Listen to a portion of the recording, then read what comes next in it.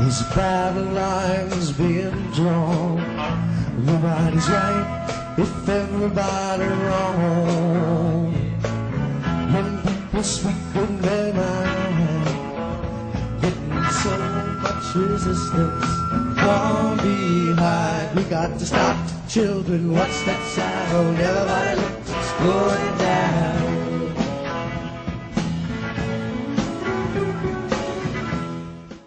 Hello, everyone. This is Lauren Steiner, and welcome to tonight's Robust Opposition.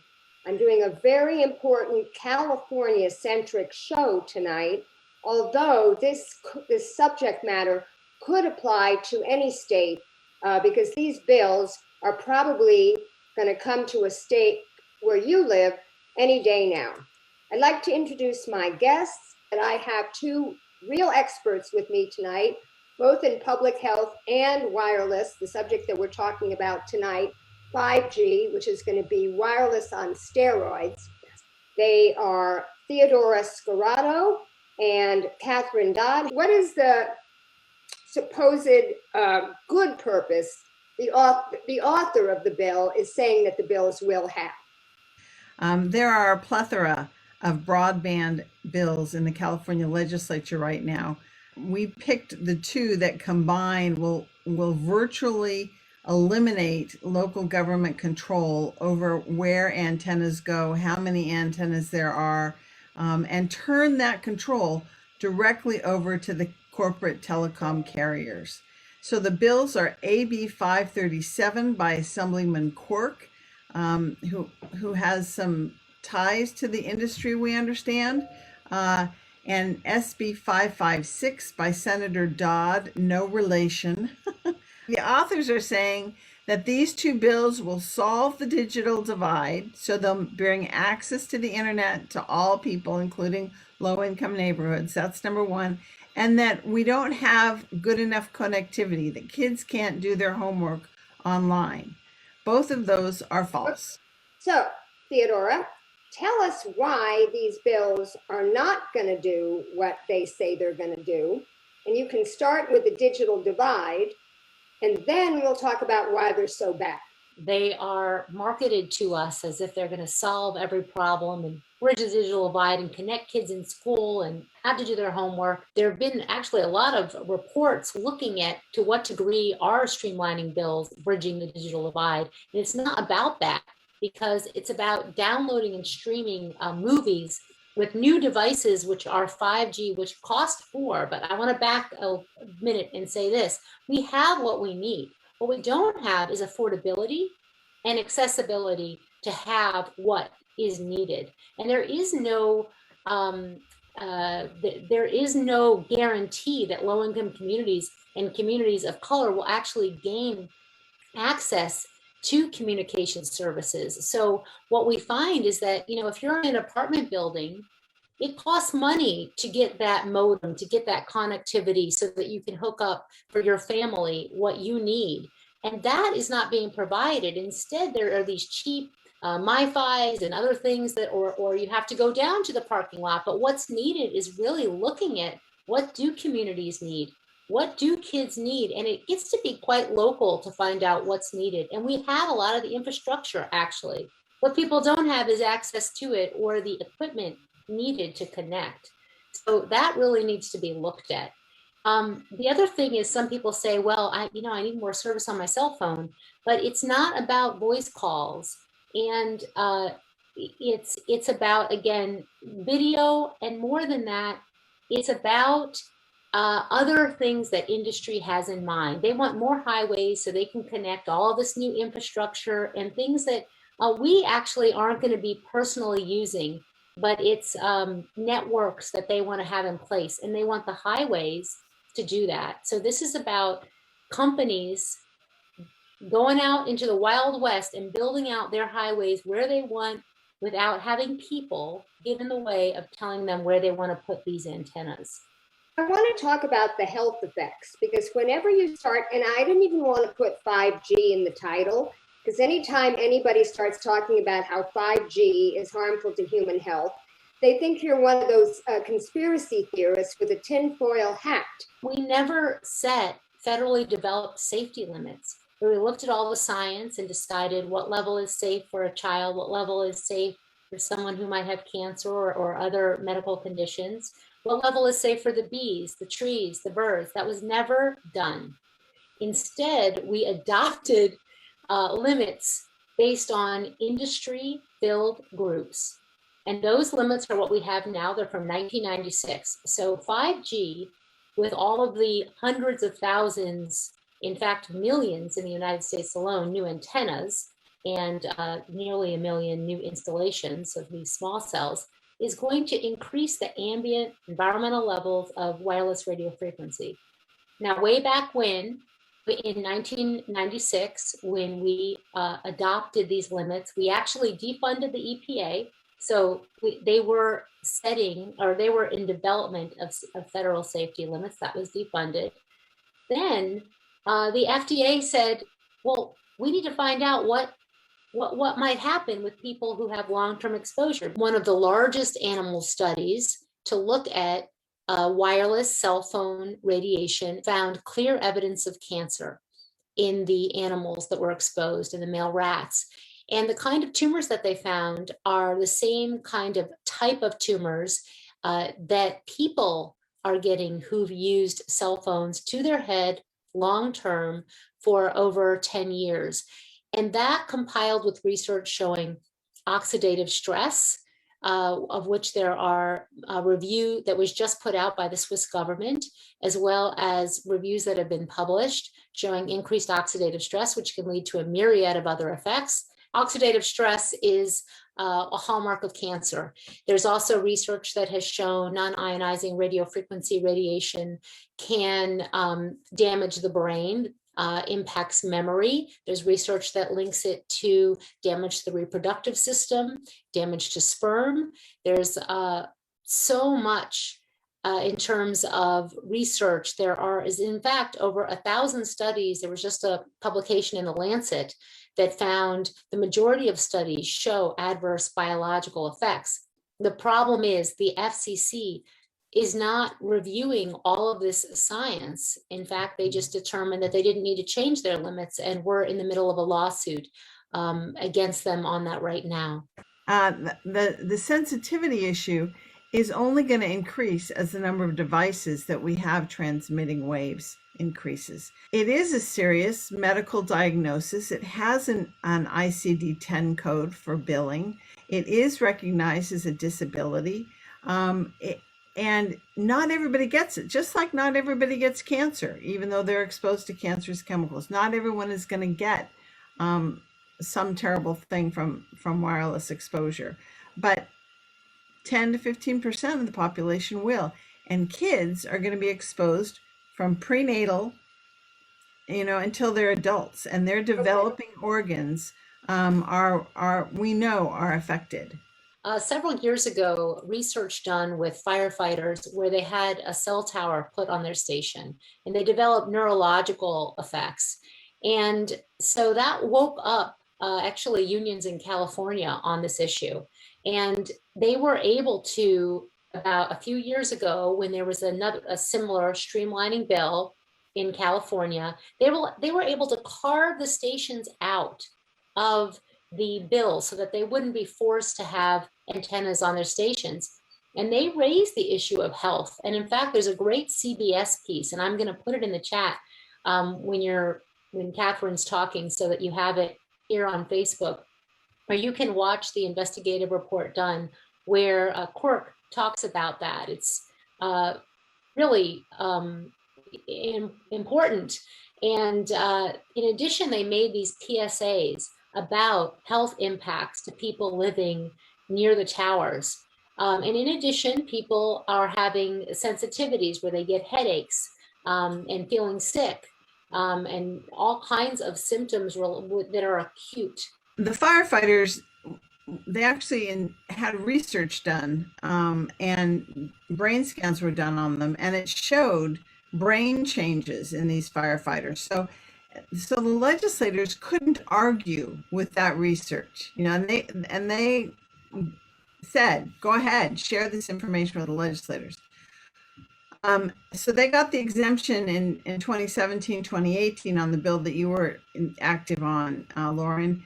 This year, Quirk has exempted them again Oh, for there's just a little clause that says for unique safety reasons, the firefighters are exempted. And we're saying if the firefighters are exempted, it's because of the effects of radiation. And if it's good enough for firefighters, why isn't it good enough for the rest of us in the neighborhoods? What was scary to me was that this was every fifth home on the residential streets. And this could be, and they said that they were small cell towers, but they were the size of a refrigerator. Eric Garcetti, and who's now going to be the ambassador to India, was proud of these new street lamp poles that had even a place for these. It was like they were proud of it. They were bragging about it. And it's so scary to me. I mean, imagine that being outside of somebody's nursery, you know, a baby's nursery with these developing brains. So I want to get to the reason that it was vetoed by Jerry Brown last time, which is taking away local control. I really don't think he was that affected by everything we said about the health effects. I think he really just, it resonated with him that municipalities, apparently they were only going to pay him $100 a poll, which they didn't think was enough.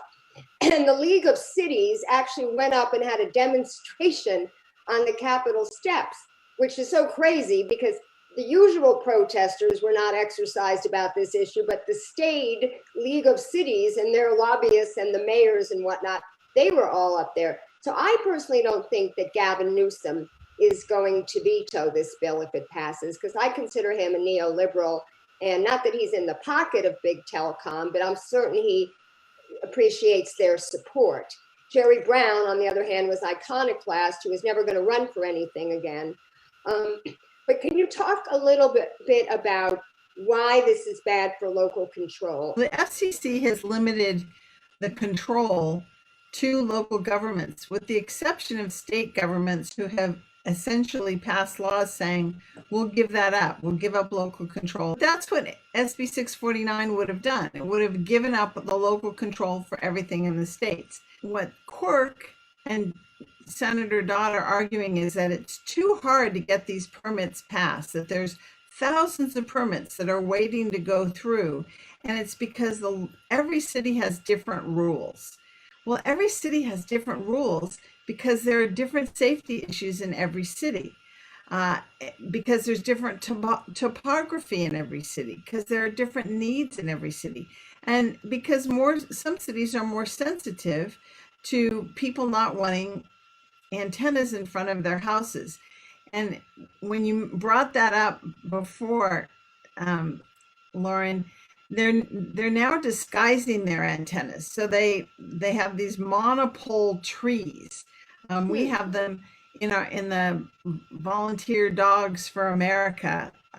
There's 3 of them, and they're play area for the dogs, and they look like trees until you get 10 feet away. They're putting them inside the light posts. And when you talk about those refrigerator-sized boxes, that's actually, you're not just getting an antenna, you're getting the equipment that's associated with the antenna. And the equipment has lithium batteries in it. So, and every antenna, and you're going to have multiple different carriers. You're going to have T-Mobile and Sprint and AT&T and all those antennas on one pole, because they all have different customers and they all need to have their own antenna.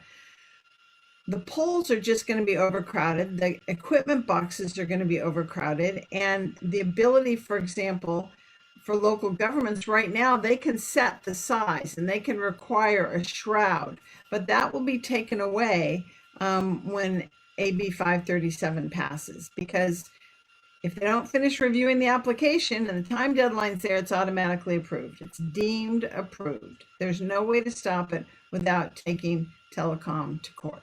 Talk about how insurance companies refuse to insure telecoms against health effects, and why local municipalities could then be liable, because that's another argument against the bill. And it puts me in mind of how nuclear power plants aren't insurable. Obviously, insurance companies know when something's bad, you know, they know before the rest of us, because they're the ones that are going to have to pay out. Insurance Authority classified 5G as off the leash as a risk, citing privacy concerns, as well as the long latency for health impacts, because it can take time for different diseases to develop. And one of the things to remember is that these companies themselves define pollution in insurance that you get for your phone as including the kind of radiation that is coming out of the cell towers, electromagnetic, non-ionizing electromagnetic radiation. And in fact, they warn their shareholders, but not the people who buy their products or who live near their equipment. They warn them that there are lawsuits which are winding their way through the courts, that laws could change and that will impact financially their shareholders. So why are shareholders being warned, but not people who live, who buy their products? And also talk about why this is bad for the environment and other species, aside from human beings, our greater environment. So there are many, many reasons. With 5G, it's kind of like, what problem will I pick to be the problem that concerns me most? In addition to the wireless radiation, which has been shown to damage trees, impact bees, and the higher frequencies have been shown to more highly be absorbed into insects or into smaller creatures which are near them, because the wavelength resonates with them. In addition to wireless radiation, which has been shown to harm animals and trees and plants, there's also a lot of other issues. So for example, there's a lot of digging to put in the ground. There's a lot of installation issues and disturbances of the landscape. There's also energy use, which is increased from 5G, which is an energy hog. And in addition to the pole, you think about, oh, I don't want that pole.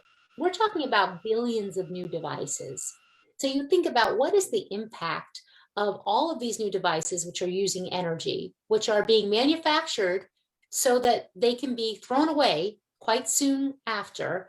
And what is the energy consumption from that? That's why Greenpeace in France and the Shift Group, which is a climate transition think tank, has been calling to reduce our consumption of digital devices. And wireless also uses more energy than wired, which can connect us fast, safer, more secure. So there's all of these issues. There's climate issues, impacts to wildlife, tree trimming. Let's talk about tree trimming for a minute, because when they bring in these installations, your street light is going to go up higher. Your utility pole is going to go up higher. And they're going to put all this equipment on it. And they are going to trim those trees. Here on the East Coast, when companies can trim with no rules about it, we just had such a mess with what they did with our trees. Not to mention the roots, how they will be disturbed as well from digging that's happening, as I just heard in Bermuda, where they're putting in all of these new lines for telecommunications, and they're just digging everything up. What's the impact to the trees? That's why in Washington, D.C., the Sierra Club here testified, and it had to be an 8-hour hearing on 5G in Washington, D.C., because they're going to put it all over the city, but where we had all of this testimony from people talking about trees. In some areas, local governments have been able to say, if you're going to pull a tree out to put your pole in, then you have to replace it with a littler tree somewhere else. Okay, those rules will be gone if AB 537 passes. Number one. Number two, those trees are our resilience against climate change. We need those trees, and we don't need little ones, which will take 30 or 40 years to begin to really draw down CO2 and save the Earth from heating up. So that's one issue. But the other issue about climate change is that every one of these requires an electric source. So you're going to have 4 antennas on a pole, each with their own electric source. And with 5G, the frequencies are so close together, they don't penetrate a long distance. So you're going to have 5G antennas every 200 to 500 feet. But those have to be accompanied by 4G antennas because 5G is so unreliable. So you're not only going to be putting electricity to 5G antennas, you're going to be putting electricity to 4G antennas, and there are going to be 5 times as many of them as there are currently for 4G. So the electricity use alone has been predicted to just, wipe out the grid, if you will. And we all know how stable our grids are. Because of climate change, wildfires are becoming more frequent and more intense and more longer lasting, and they're doing more damage. How would this be exacerbated by these small cell towers? Well, they would be exacerbated if a pole or a antenna fell down and started a fire. In order to stop a fire that's with electricity, you have to get to the utility company to turn off that entire electric grid, because firefighters can't spray water on electricity. They would electrocute themselves. And every fire district is different in terms of how they handle their relationship with the utilities and how they handle electrical fires. So again, another reason for local control and local permitting.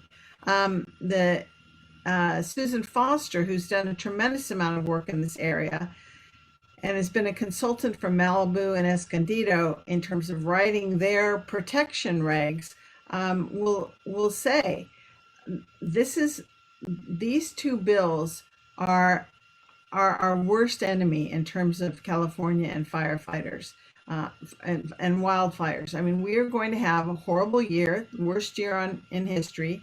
And if the winds come up and those poles go down, we've started a fire that's virtually impossible. I mean, the last fires took 9 months to eventually burn out. Let's move on to why this is bad for consumers, because I remember from 4 years ago, Bruce Kushnick had written these articles in the Huffington Post investigating how we as consumers have already been paying for the safer alternative, which is wired fiber optic in order to get broadband. We've already been paying for that in a tax on our cell phone bill for years. Who wants to address that? We have been paying for maintenance for telephone lines, and that money has been diverted into wireless. And the thing about wireless is it's not regulated. The companies don't have as many rules they have to follow.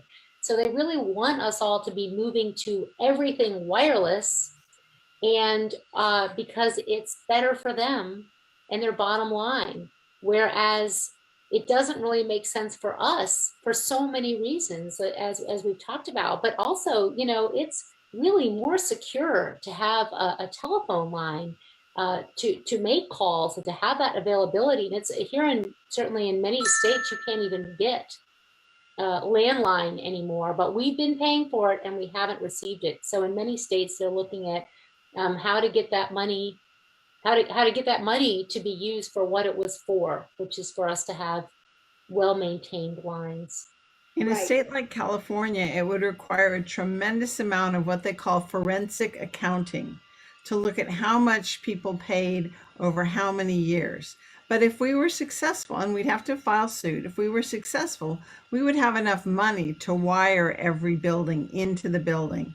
It's just a huge legal and accounting challenge in the largest state in the country. So there's a couple of things that I want to mention that maybe you can address. One, it's not going to improve reception because there's still going to be the same old things blocking the reception that we have always been foiled by. It's going to be easier for hackers to penetrate, so it's a security issue. And I imagine it's also a surveillance issue because this is the 5G, the Internet of Things. Everything's going to be connected, and everything that's reporting back, to make it easier for people is also surveilling. Do either of you want to speak to any of those issues? I'll tell you one thing about surveillance that's happening is that once you get a wireless installation put in, or you replace your street light with the new smart street lights, there's a lot of other applications that companies want to put onto these poles that they can just pop right on. They got the electricity, they got the new wider, thicker, big metal pole, and they can put on cameras or whatever else that they're doing. So surveillance is another issue that's been brought up, and we didn't even talk about hacking and privacy issues. You think about all the hacking that's been happening recently. Right here in Washington, D.C., our police force, about ransomware. When you have 5G, you have more points of vulnerability. These are points where hackers can come in and do what they do. And it's not what's best for consumers. It's not safe. We can have reliable broadband, which is wired, which is safer at so many levels and protects our privacy. We have devices now like baby monitors that go from the nursery where the baby is to the cell phone where the mom or dad is. And if you can transmit that through wireless, you can transmit that information, you can hack that information. You can have someone in that nursery. And I don't mean to, try to make it real scary, but it's true. I mean, many of us have been on Zoom calls that have been bombed. Right. So and those are by simpletons. Those are easy to bomb, but just if you have a little more technology, they're right there in your house. So think about all the wireless in your house. You've got a wireless alarm system. You have maybe a baby monitor. You have remote controls for your television. You have, some houses have wireless thermostats that are automatically set based on what the temperature is. You have wireless televisions, wireless Siris and Google Friends and all those other new devices. Alexa. You have Alexa in your house. All of those are transmitting constantly, and that's part of the ambient wireless radiation that Theodora is talking about. And then you think about, or a cordless phone, which is sending constant signals to an antenna somewhere. Then you think about having a kid in that environment who's just been given a tablet or a laptop because of COVID. And if they don't have wired to the house, they might have a hotspot or a MiFi. And so they're getting radiation from that. They're getting radiation from the laptop. And then mom's right next to them, and she's got a laptop or a cellular phone. I mean, if you haven't already become alarmed by what it's going to do to human health, by the fact that you've been paying for the better technology and you haven't been getting it, by the fact that this is going to be really bad for climate change, that this is bad for local control, surveillance, hacking, everything.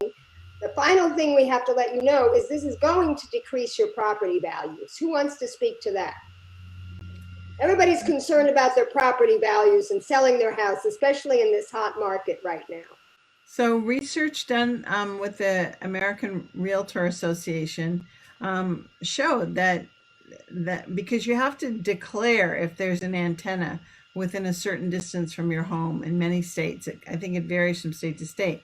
And many people don't want an antenna in front of their home. I have a light pole in front of my home that will undoubtedly become an antenna if the AB 537 passes. People are not going to want a light pole. You think of a second story. It's one thing to have it up high on a single story house, but when you have a second story bedroom, that light pole is 6 feet away. That antenna is 6 feet away from your baby's room, from your room. It obviously decreases your property value. Yeah, I know when I was looking to buy to buy my house here in North Carolina, which you see Asheville behind me, a new picture that I have of the cityscape. Real estate brokers were always telling me whether there were power lines, because here they have mostly overhead power lines. And they were letting me know, oh, you're not going to like this because it's too close to a power line. So I totally understand that argument. Now, let's talk about where this bill stands right now. You've mentioned that one of them have already passed the Assembly. It's gone into the Senate. Let's talk about who we can influence and what you want people to do. AB 537, Quirk bill, will either be heard tomorrow or next Tuesday. It's going to be heard by the entire assembly. So every person in California has an assembly member, and every person can email or call them. So that's AB 537 in the assembly. SB 556 has already passed the Senate and will be heard in one of the assembly committees after June 7th. It's been assigned committees, but there's no date yet. You need people to contact their assembly member tomorrow about one bill. And while they're contacting them, they can also say they're opposed to this other bill. They can contact their senator and oppose 537 there.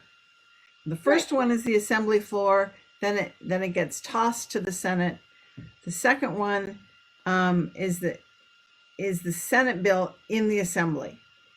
Now let's talk about if they're a member of an organization. And I'm looking at you, Sunrise Movement Kids and 350 SoCal and Food and Water Watch and all my environmental friends that haven't taken a stand on this. I'm looking at the healthcare people, Healthy California, you know, this is a healthcare issue. We need to get all these groups. Is there a sign-on letter? The sign-on letters are being drafted. Theodora is actually helping with that, but you can get that information off of the Americans for Responsible Technology website. So we actually hired a lobbyist that started the beginning of May because this was all moving too quickly for our wonderful grassroots activists. And they've helped us a tremendous amount. They do want organizations. I've been contacting environmental organizations the past 4 days, and it's, for some reason, environmentalists don't get it, even though you show them the information that Theodora cited. I mean, there's scientific studies about bird migration, scientific studies about pollinators, and scientific studies about health effects, and they still are, you know, not yet convinced. There's a group of physicians, Physicians for Safe Technology, and Cindy Russell is putting information out all the time. So her organization, the Alliance of Nurses for Healthy Environments, and hopefully Physicians for Social Responsibility will all be doing a sign-on letter for health professionals to sign on. But we're also trying to get a couple of more green groups to do a sign-on letter for environmental organizations. And then there's moms groups. Zen Honeycutt, who fights GMOs. You think those guys would be interested? She is, and they're spreading. There are thousands of moms groups, and they're all tuned into this. Do you want to urge people to go to the ART website and to consider donating, because lobbyists are not cheap? If you have a relationship with your local city council member or your member of the Board of Supervisors, contact them, give them the information, ask them to individually, or as a council, there's not that much time, ask them to individually oppose this and to call the California League of Cities and say, we need you to oppose AB 537. The California League of Cities has already opposed SB 556. And you pointed out, Lauren, then when we did the last bill, which was not trying to race in both houses, it was Governor Brown didn't cite the health effects or what it looked like. Governor Brown cited local control. So we need the cities to speak up. We need the cities to contact their representatives and to get their organizations on board. It's so important. Okay. I want to close with you, Theodora, to talk about the federal level, since you're working on this in probably DC. You live very close to DC. Is there anything going on the federal front that we should be taking action on? I'm just so worried because Joe Biden is so belligerent about China. And one of the things has been 5G. We've got to do 5G before China does 5G. So I'm wondering if there's any kind of rush in Washington to do this. And are there any bills, trying to pull it back? Well, I'll say this issue is a bipartisan challenge. There has been, it's gone on, and the rush has been going on for quite some time now. And there's a lot of streamlining bills, just like you're looking at in California, that have happened at the federal level that have stripped away states and localities' rights to decide what kind and how they want this infrastructure deployed in their area. But I have to tell you, there are a lot of bills moving forward. This is why once you've called your California representatives and as discussed, and I have all the links in the chat, I've been putting in the toolkit. There's a toolkit, there's talking points and so forth.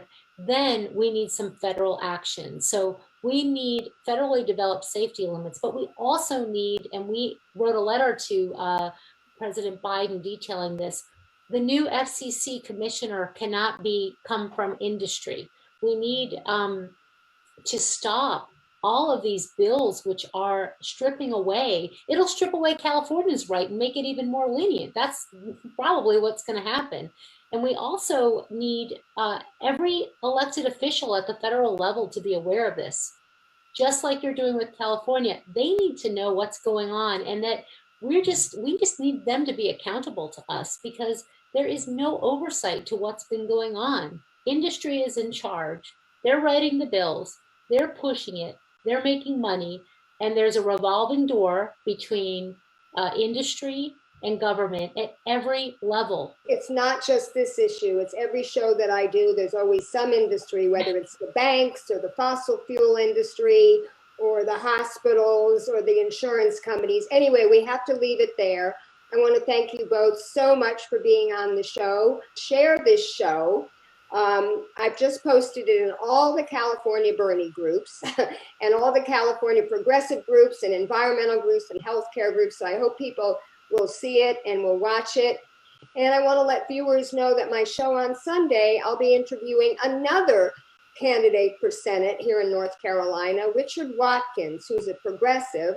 And like Erica Smith, who I interviewed a couple weeks ago, he is also proudly supporting Medicare for all.